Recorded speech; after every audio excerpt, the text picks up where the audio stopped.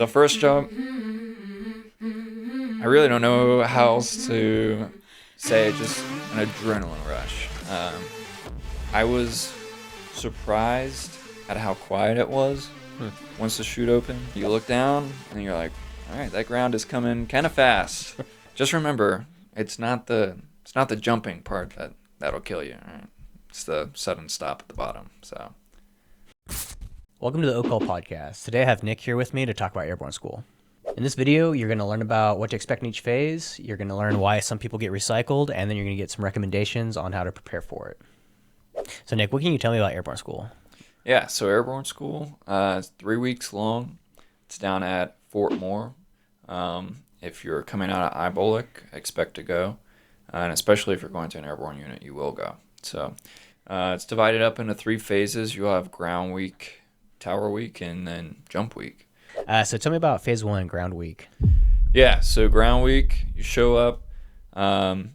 For us, there was no PT test. I think it was a COVID thing. Okay, that's fair. Prior to that, there definitely was a PT test, and it was just a standard push-ups, sit-ups, and run. I am somewhat confident that there's now a PT test again. So if there is and you know, comment below. If there's not, comment below anyways. But yeah, so expect possibly a PT test. If not, then there are other physical requirements you have to pass in order to continue. There's a flex arm hang, and you'll just go to some pull-up bars, mount the bars, do a chin-up, and then hold it for 10 seconds. 10 seconds, and then you'll drop, and that's it. The next thing is to make sure you're not too vertically challenged, and you'll go into a mock C130, and the wire that your static line will be attached to, that you need to be able to reach to attach your static line to, you need to be able to reach up and touch it. Okay. So I'm assuming these events are to check, 1, to like make sure you're tall enough and can reach the thing. 2, the hang, is that to like make sure that you can actually pull on the chute to like, for long enough, or to like guide it, or like what is that for? Yeah, so that's just to make sure that you can, exactly, pull a slip. So when you're pulling a slip, you'll reach up, pull down, and it's basically going to be like pulling your body weight somewhat. So Okay. that's the purpose behind that. So yeah, after that, you get right into the training, and there's no classroom portion. It's all outside, and it's all through the black hats demonstrating, and then you executing. The first thing you'll do is you'll start out with learning how to exit the aircraft, and you'll be in these like wooden mock airplanes, and one by one, you'll jump out of these mock doors and get into the body position you're supposed to exit the aircraft in, and you'll count to 6,000 the way they want you to, and they'll just critique you on it, good. So can you describe for those that are watching that don't know what that form is? Can you describe that a little bit? Yeah, so when you're exiting the aircraft, you'll get a good up 6, out 36 inches from the aircraft. Snap into a good tight body position, holding your reserve here, and your chin will be tucked, your legs will be together and extended, and that's how you're going to exit the aircraft until your chute opens. Hopefully. Hopefully. That's what they're looking for. Yeah. Just the exit of the aircraft. You will get plenty of experience doing this. They have a little catchphrase they like to say. They'll say jumpers hit it, and then you'll all snap into that body position and count to 6,000. Nice. The way they want you to. So like 1 through 6,000, or it's not one Mississippi. It's 1,000, 2,000, 3,000, 4,000, 5,000, 6,000. You also learn for ground week. You'll put the chute on, and then learn how to strap it in, and then also check it for your buddy. Okay. Or like there's some things that require a buddy to do, so you'll do that. And then you start right into landing. You start right into hitting the ground. So they'll, of course, demonstrate, the proper way to hit the ground, and then you'll start off on a small ledge, and it's like, I don't know, a foot off the ground, and you'll jump, and you'll just practice rolling the way that you would hit the ground. Do you have to say parkour every time you hit the ground? Yeah, it would be cool, but I don't even know how many times you'll hit the ground and how many practice reps you'll get. It's a lot. I was sore that week. Honestly, I was surprised. I would wake up and be like, "Oh man, my neck hurts. Like my shoulders hurt, my back hurts." It's honestly kind of a rough time, but it'll be okay. You'll get through it. It's because you didn't say parkour. Yeah. All right, so up next is phase 2, Tower Week. Tell me about that. Yeah. So Tower Week is exactly how it sounds. You're jumping out of a tower. So in this one, you're working on, exiting the tower in that good tight body position, counting to 6,000, and then checking your chute. So once you get to 6,000, you're checking your canopy, make sure it's fully open, and that's what you're doing. So initially, you'll start off individually jumping out. You run up this tower, super motivated, so you're yelling the whole time, and then you get up there. They'll hook you up to, it's basically a zip line. You get hooked up to a zip line, and you'll exit the mock aircraft at 36 feet. Snap into that good tight body position, count to 6,000, check your canopy, and you're just like bouncing down the wire. So Okay, but you're not actually jumping out with a chute and like falling down. Right? No. They have those, you'll see them when you get there, the big red towers. Yeah. That they used to, pull you up and then it would drop you. That looks terrifying, if I'm being honest. It's 200 feet. It's not a lot of, that's a pretty quick fall. But I didn't do that when I was there. And I don't think they make people do that now. Okay. So. The zip line, did it remind you of like that South Park episode? Yeah, kind of. Yeah, a little bit. And then when you jump out, you count to 6,000, and then there'll be a private down there trying to catch you, like coming down. Nice. Yeah, so it's a lot of fun. The second part to Tower Week is you'll get some practice jumping out with like other people. Mm. So you'll run up the tower with 3 other people. They'll hook you all in. They'll assign you, a number, first jumper, second jumper, third jumper, whatever. Run up there. They'll hook you in. And you're all hooked up to different wires, so don't think that you're like going down the same wire. You're all hooked up to different wires. And you don't have to worry about like one of them stopping in front of you. Yeah. You're not worried about that. You all have your own wire, and there'll be a black hat on the ground checking your name off, making sure you do it, and that you actually do it with good form. And you'll run back to them, and they'll tell you if there's something you need to fix for the next time you go up there. So okay, can you tell me what the swing landing trainer is? Yeah, so that one's a lot of fun. A lot of potential to get hurt, though, too. A couple people in my class, a couple buddies actually got hurt doing that one and didn't finish the school. So a possibility, but probably won't be you. But you'll put on a harness. You'll be on a ledge probably 10 feet off the ground, and you'll swing off of it, and you'll be swinging back and forth. And then the black hat has it looks like a medieval tool. It's like a lever. And they'll tell you to prepare to land, which basically is the indication that they're about to pull this lever and you're about to hit the ground. You're not far off the ground either. You're only, 6 inches or a foot, when you're swinging.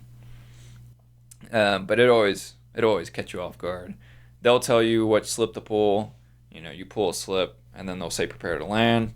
And as you're swinging either forward or back, they'll pull this lever, and then you will hit the ground. And so then after that, then we move on to phase 3, which is jump week. So can you tell me a little bit about the jumps you'll be doing? Yeah, so jump week. It's what everyone's there for. Believe it or not, you probably get the jump week and think, we probably just could have done this in 1 week. But everything you need to know about jumping is done in those 2 weeks, and then you move on. You'll have 5 jumps. I believe one has to be a night jump. I did 4-day, 1 night. And then they'll either be Hollywood or with a combat jump. So What does that mean? Hollywood, when you're jumping Hollywood, it's just a chute and your reserve. And then with the combat jumps, you'll have a ruck and your your rifle case with you that you'll have to detach on the jump. So for jump week, it's really, really early mornings, like 2 a.m., 02. You'll run down to the airfield. It's not really far. It's probably 2 or 3 miles. So you run down there, and then they will start refresher training. So you'll do a very quick, brief refresher training on everything you've done for the past 2 weeks, and then they'll give a safety brief, and you'll run down to the harness shed and get your chute in reserve. You'll run back, and then you'll start rigging up. So you'll put it on, you'll help your buddy out a little bit, and then you'll get inspected and checked off, and any corrections that need to be made will be made. They'll sign off on your helmet, and then that's it. Then you just sit there. You sit there until the aircraft gets there, and it's your turn. And you'll sit there on some of the most uncomfortable benches you'll probably ever sit on in your life. So then, what if the weather's bad? Do you just like sit there the entire day? Yeah, so you will sit there. If they think that they will have an opportunity to get you at least one jump, you'll sit there until the last moment. If the weather looks like it's not going to clear up, then they'll have to scratch the jump and try and find another time to get another jump in. So like multiple jumps in a day? Yeah, you should probably expect multiple jumps in a day. They'll get as many jumps in Nice. As they can when the weather is cooperative and they have the aircraft available. So just because if bad weather comes in or the aircraft go down, then you can't get jumps in. So they'll get them in when they can.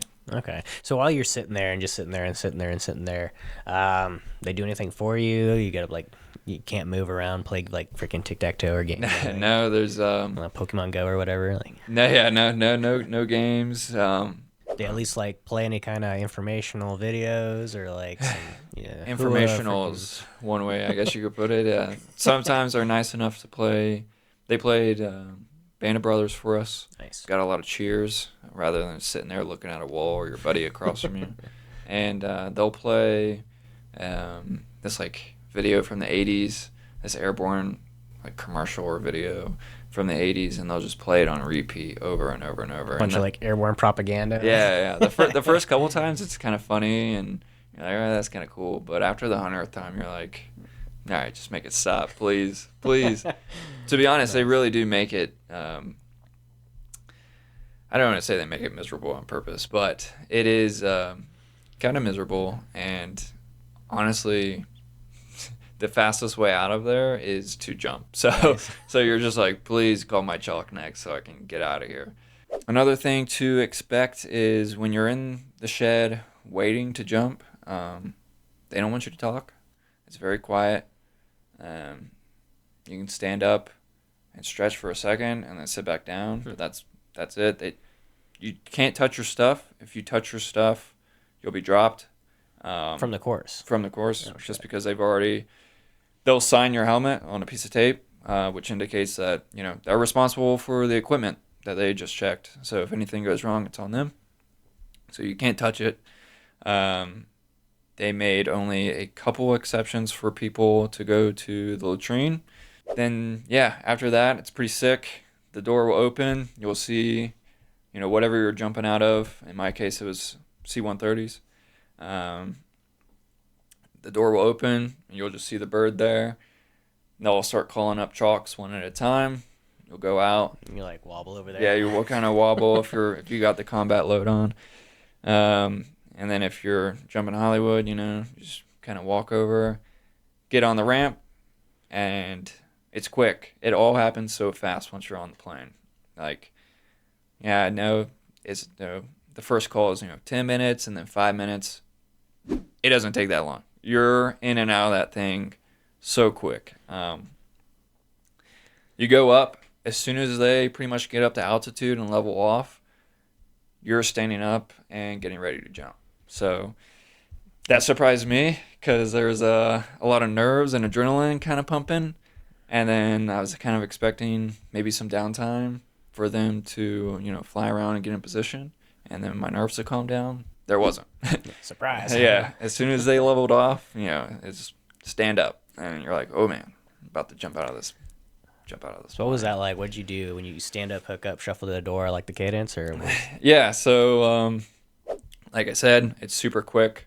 I swear on one jump they went 1 minute, everyone went 1 minute, and then 10 seconds later they were like 30 seconds, stand by, and the first guy was in the door getting ready to jump. And then the first jump, I really don't know how else to say it, just an adrenaline rush. I was middle of the pack for my first jump, and I was like, wow, we're all about to jump out of this door. And, there's privates on there, and you're like, well, I can't quit now. So they went out, and you just follow the guy in front of you, to be honest. It's one thing they tell you is, like, not to run, don't rush the door. And for some reason, I thought, of course, take your time. But there is a feeling of rushing the door that you have to be mindful of. It's interesting.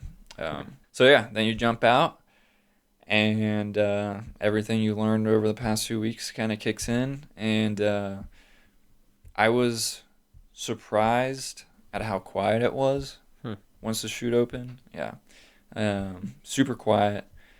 And you kind of get to look around, see Columbus over there in the distance, and then you look down, and you're like, all right, that ground is coming kind of fast.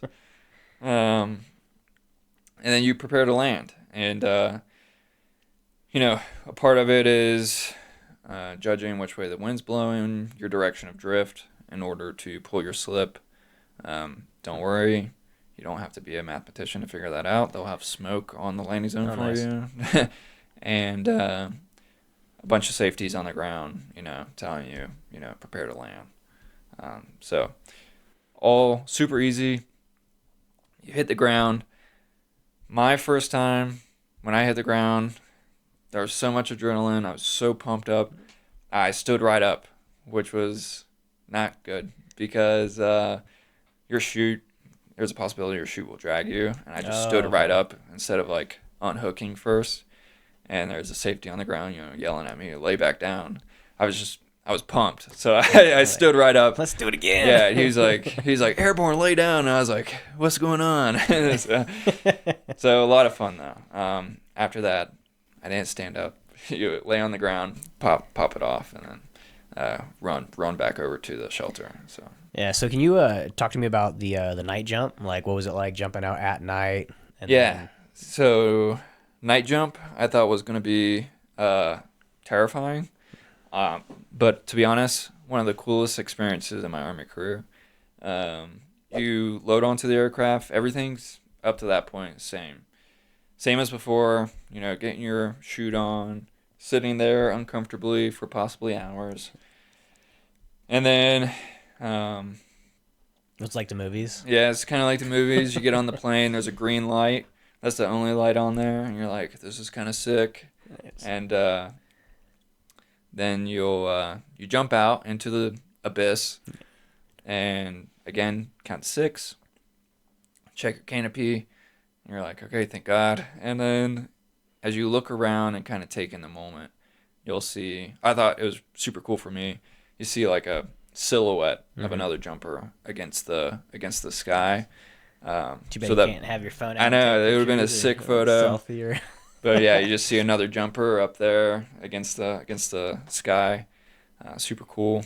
And then I thought that was super cool. And then as I got closer to the ground, I was like, oof, I can't see the ground. I can't see the ground. But one thing you can see is the tree line against the sky that's kind of lit up by Fort Moore and Columbus.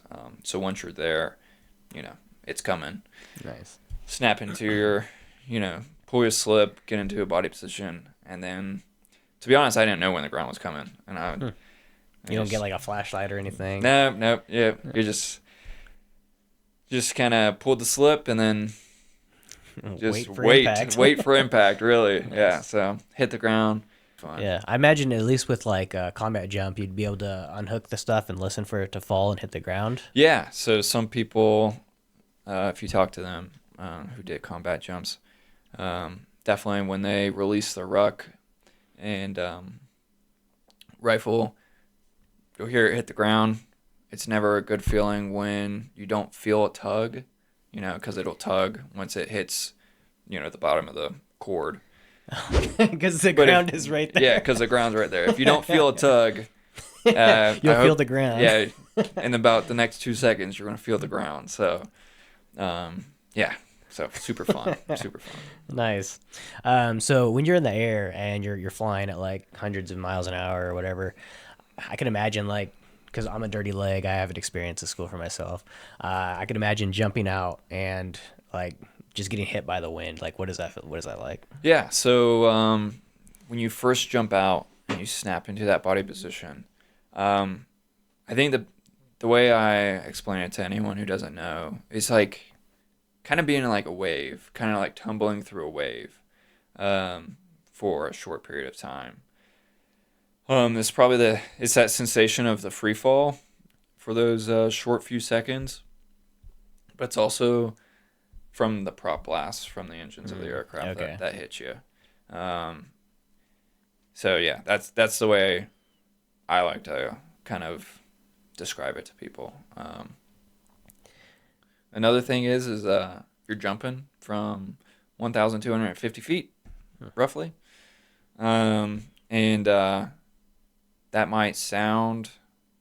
Some of you might think, oh, that's kind of high. Some of you might say that doesn't sound very high to jump out of an aircraft, but let me tell you, it's not. Your time in the air is very short, and take it in while you can and prepare to land. So nice.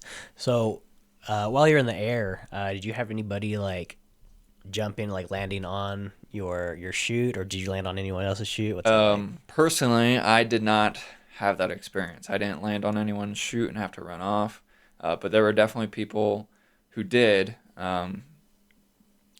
When you get there and you're done with your jump, you'll run over to the rally point, and it's like clockwork. So by the time you hit the ground, get over there, there's already another plane coming by to drop people off, or kick them out the door or whatever, and you can see it. Sometimes people do get on top of other people's chute and have to run off and jump off. So super scary to watch. They have to run off. Explain to me why. It's because you don't want them to collapse the other person's chute? Yeah, so you'll collapse the person below you, but the person below you is going to steal that air from you, so your chute will collapse. Okay. So if your parachute's here and then you drift over someone, yours will collapse because there's no air filling it. So do you have any horror stories, like people having to pull the reserve or getting tangled up or anything like that? I didn't see any in my class. It definitely happens. But pay attention to the safety brief prior to, the jump that morning. Don't panic. And I promise the Army has been doing this for a long, long time. Just trust the training, do what they tell you, and you'll be okay. Other things, seriously consider whether you're going to jump out of that plane or not. Some people get to tower week and they can't jump out of the towers, and they get dropped. You can't if you can't jump out of a tower, you're probably not going to jump out of a plane. So you get dropped. And then in my class, we had a couple people refuse at the door. So definitely look inward and really think long and hard if you can jump out of a plane.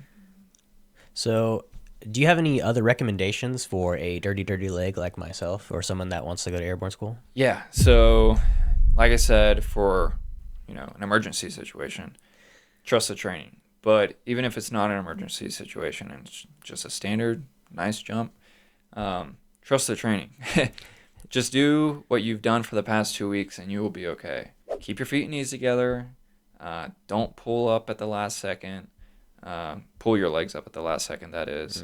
That's a surefire way to get an injury. And some people do get injured by that. So that's similar to like shooting handguns and anticipating the recoil. Like you're anticipating hitting that ground and you flinch. Yep. My buddy did that. He anticipated hitting the ground and he kind of pulled his legs up a little bit and hurt himself pretty bad. So Okay. yeah, so just trust the training. Don't anticipate the ground, and Just let it happen. Just let it happen. Really, just let it happen. You will hit the ground, and I'm afraid of heights, and I did it. So I truly believe anyone can do it. Unless you can't reach the freaking Yeah, unless you can't reach the wire. But just remember, it's not the jumping part that'll kill you. Right? It's the sudden stop at the bottom. So keep that in mind. So can people walk onto this course? They do have a policy for walk-ons. So if you're interested in walking on, refer online, and I think Josh will post a link. Yeah. So I'll actually post a link to the Fort Moore Airborne course website down in the description below, and it'll tell you a little bit more about how to walk on, how to do the packet, and all that stuff. Yep. So now that you know more about Airborne School and you're ready to go, if you want to learn more about badges or tabs, then check out this playlist I got up here on the screen.